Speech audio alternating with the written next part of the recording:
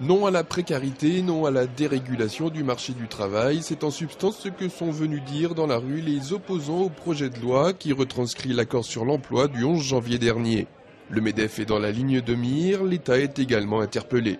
Mais aussi pour rappeler au gouvernement que lors de la conférence sociale du mois de juillet 2012, son discours était tout autre, puisque le gouvernement, justement, souhaitait mettre en place des discussions pour combattre la précarité.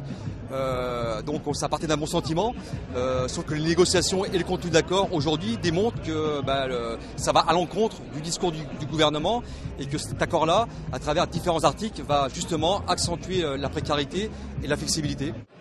CDD taxés, couverture complémentaire élargie, incitation à la mobilité, des avancées accordées aux salariés qui n'en sont pas vraiment pour les responsables CGT et FO, FSU et Solidaires qui estiment que dans cet accord l'avantage est souvent au bénéfice de l'employeur.